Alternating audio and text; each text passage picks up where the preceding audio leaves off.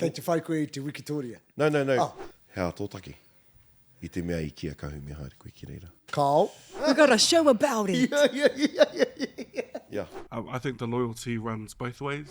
This is a stupid ploy that tutors put on us to keep us in the group. I've come to the conclusion that we take kapa-haka far too seriously. Yeah, totally, bro. Kei te ngaro pia te e rā tikanga I roto I ngā kapa o nā ēnei. I just realised one time, like, why do we waste so much time on this? I reirau, ka mōhio, hika. He karapu ki mātou. You jumped ship from Tūhairangi and went to Matarai. And you one. know what? And you, Sure, before we get into all of the juicy yarns, ka tahi anō au ka kite, only about 50% of you are actually subscribed to Arataua. Nō reira, make sure you subscribe and tautoko the kaupapa. It's that easy. Ngā mihi. Te wānanga e whai ake nei, ia tātou e kōrero kapa ana, he aha te take, kei tō kapa koe. Like, he mea serioso, loyalty, koenei taku iwi, koenei taku karapu, he aha te take? Mako e tīmata, I mua e taku haerenga atu ki Ngāti Whakaue I te mātāra I orihua mo te kaumari matau. I reira I te mea I tīmata mātou ki mitai, te taho Uncle Wits. Nō reira, koera te natural progression, ka tīmata ki mitai, ana ka haere ki te whakaki ki ngā puta o te mātārai. Ana I mutukau ana aku mahi reira, ka wehe, ka whakatā, ana I whakaue aku tuahine me aku whanaunga no reira I haere ki reira. Rawe? I whai noi ho I te hao o te ngākau, ara ko te tūtahi ki te whānau. Kua rere ke tērā I nānei, me pono te kōrero. Kei te whai koe I te wikitoria. No. E hara I te mea, I nānei he haipapa. Alright. I runga I te ngaiotanga, e hara I te mea kei te ora te ngākau, I runga I te haere ki te nohotahi me te whānau. Kei te haere I te mea, He mahi tēnei. Tōia, ai. So, anyway. Alright. Hea tōtaki. I te mea I kia kahu me haere koe ki reira. Kao, kei maumahara koutou, I karo hau te kapa-haka mō tētahi tau, te tikanga ko hoki māua ki tāmaki, matatini rā, pari pirangi au ki te tākaro hahau pōro. So I ata karo hau I te kapa-haka I tērā rauna. Probably should have, because that was a good year. Hoina. Engari karea no te handicap kia heke. Ai. Terrible, eh? Tēnei me te loyalty, ne? I think this is a stupid ploy that tutors put on us to keep us in the group. And kua tua hau ngā kapamaha. Yeah. Manuhui should have gone up to Waka's, but then I quickly went and tautoko. And whai tautoko. Muri mai tautoko, tū mo te whanua. Hoki ki te tautoko. Nā wewehi. So he maha ngā kapa. But hara te mea I te whai ahau kia angi tū, I te whai ahau I te whānau. Yeah. Really? Koe reira te whānau, kapai. Let's go. Yeah. Kaore tēnei me te loyalty ku ki roto I taku I roto I aku whakaaro. E rui tērā etahi ka whakamahi I tērā kāri. Hei patu ia tātou? And I'm like, nah, G. And so koera noiho etahi wā. Ngā tāngata e kōrero loyalty ana mena ka whakawhiti te kupu loyalty me te whānau, you'll be all good. Go wherever you want. How whakaaro? Loyalty? Well. Aye. Give us the yarn. Aye, give us the yarn. Kā tō hononga ki te kapahaka o Ngāti Whakaue? Well, he Ngāti Whakaue ahau. Aye. Yeah. Ka engari, I mōhiu au I au I te kura, ka tūtuatahi au ki te kapahaka o Ngāti Whakaue, aha kua te aha. I taua wā kaore te kapa I te eke ki te matatini, engari mōhio tonu au. Ko tō pāpahi OG, Ngāti Whakaue? No mai rā, no rau taku kuia ani pātene. True. Ana I heke ki taku kraua, then taku pāpā. Right. Ana ko au, no reira he mea kawe tonu I te kauai whakapapa. Ana kare anō koe kia tū mā tētahi atu kapa pakeke? Kaore anō. Karangahi ana ia e tana whānau, though. Yeah, te paringa tai. I rongo ana I te kukume. No, I've come to the conclusion that we take kapa-haka far too seriously. Yeah, totally, bro. Totally. Yeah. Yeah. Bro, e mahara nau. te oku atua, ne, I roto I te ao Māori, whae pānia. Ana tana tāne, puka, gangster, te rā Māori, I roto I te ao kapa-haka. Ki mai ia ki au, you know, bro, I just realised one time, like, why do we waste so much time on this? Okay. I tērā wā, whakaaro, oh, you're silly. But ia ēnei, I'm like, I'm actually there right now. Yeah. I'm at that crossroad right now. Kei te tika ia. We got a show about it.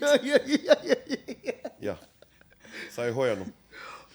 Hoi anō. Kia kaha tātou. Ai. Yeah, Ana, he pātai tāku, heha te rerekētanga, no rea kua tūkoe ki te kapa-ā-iwi me te karapu, Ai. heha te rerekētanga. Kaore au I mōhio heha te karapu, I mua taku haerenga ki tāmaki. Te rerekētanga, kare te... Well, no, me pono te kororo. No taku hūnukutanga mai ki Ngātirangi Wewehi, tino rongoa hau I ngā haipapa ā-iwi.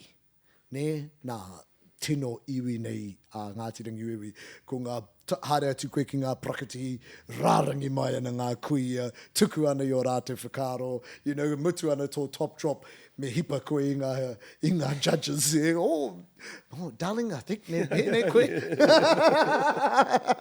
So, nā, ke rere te awa e rā mea katoa. Ngā kapa o mua, aku kapa o mua, he iwi tonu rātou. Kei reira tonu ngā haipapa, kei reira tonu ngā hononga ki o rātou mātua, kuia, whatever. Kare te patai pai tērā, aua. Mōku, I taku kuhunga atu ki te kapahaka o te mātāra I orehu, kua māro tonu tōna haere, kua roa e noho ana I te taumata tike o ngā mahi kapahaka. Ana ahakoa taku whakaaro, pōhehe rānei he kapa-ā-iwi, Ēnā. a te mātāra I orehu. Ka pakeke ana hau, ka whai waihe atu ki te ohu. Ka wehe, ka hono atu ki te kapahaka o Ngāti Whakaue. I reirau, ka mōhio, hika. He karapu ki mātou. Ai. I guess ko te rerekētanga comes down to ki te ingoa, ne? Well, Ko ngā kapa, ko ngā ingoa, nā matua no era ingoa I waihanga, ne? E ringi tēnei ingoa, Ngātirangi Wewehi, Ngāti Whakaue, whatever the ingoa is, ne? I reira tērā ingoa I mua I tō whānautanga mai. Ka noho tērā ingoa e hea rautau haere ake nei. Ai. I mean... Mana! Ko te hohonutanga o tēnei kororo hea te iwi, ngari he wānanga anō tērā. Ai. He wānanga anō tērā. But yeah, so Ngāti Whakaue, ki au nei te timatatanga I tino kitea rangona tērā hononga. I nānei kua piki ki tētahi atu taumata, nā kei te rereke haere te... Ai. Yeah, I don't know, actually, going back to your question, I don't know how te rerekētanga. Hey, kahu, o tēnei me te loyalty, how whakaaro ki tērā? Oh, I tino ukaha oku mātua ki tēnei mea te loyalty to, you know, Ai. mehe mea I haere ki kapa ki atu, kua tino o kua wheke pēr rāua rātau ki a koe. I te mutu ngai ho kei, mehe mea, ko tāku ki ngā rangatahi o ēnei rā, he mea nui te whakaute. Kaua pia te loyalty. Engari, ka kaha peke a tātou rangatahi, ana kāre I te whakamōhio atu, kāre I te paku tuku koro a, kei te haere au ki mea wāhi te nā koutou. Ana, kei te ngaro pia te e rā tikanga I roto I ngā kapa o nāia nei. Ai, hoi anō, huri te ao. I te tino, Haps, how whakaaro? He pera hoki kia kerama I te wai noho ki roto I te mātārai. Ka whakamoia te kapa I reira ka rongo ai, me hoki ai ki te iwi, ki te whānei, reira. Ai, I whakatau ai ki Yeah, reira. because in reality, you jumped ship from Tūhairangi and went to Matarai. Ai. And And you one. know what? and then guess what? Didn't go back to Tarawhai. Nah. Don't do that. Hey, tamihana. Can Te you hiku reach? ai tūhaurangi. Taonga mai Taonga tawhiti? ngā taonga, Ngā ai. taonga. Pēhea te hiku ai. You guys got new tutors and stuff? Yeah, how you going? Yeah, this topic's a little bit triggering, to be honest. In the sense that I think the loyalty runs both ways. I think if your kapa is loyal to you, and you know that's internal stuff, then people find it easy to stay. I mean, with me and my current situation, I'm always constantly torn between my Tūharangi whānau and Te Hikuai whānau. Both rōpū know the care I have for both of them, so I'm very lucky in the sense that I float quite easily between the both of them, but it is a bit of an internal struggle. Tamihana raises a good point, and I think what you're talking about here is value. If does your kapa see value in you, and do you see value, in your kapa? And now, pono te kororo me pono te kororo. Tira i tahi wā back in the days, I thought I was the man, and I thought I was bigger than the kapa. Actually, Past tense. Past tense, absolutely. But actually, very quickly, your kapa does things for you, and then you realise, actually, ko, nā tō kapa ko I runga tira ai. Yeah? And so, where do you place your value? Hey? And where do you see, it's not about loyalty, but it's where do you see, is this not a giant waste of my time? Well, that for me, it's actually about, for want of a better term, the return on the investment of your time. And, see, this is where the loyalty Tautoko. might come in. If your kapa has raised you, put a lot of time into you, should you stay with that kapa? Oh, yeah, that's right.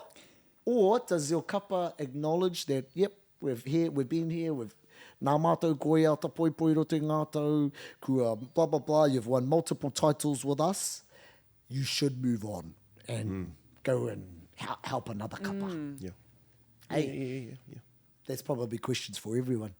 E mihi nui ana kia koutou I hono mai. Doits. Tēnā tātou. Tiha! Kia ora e te whānau.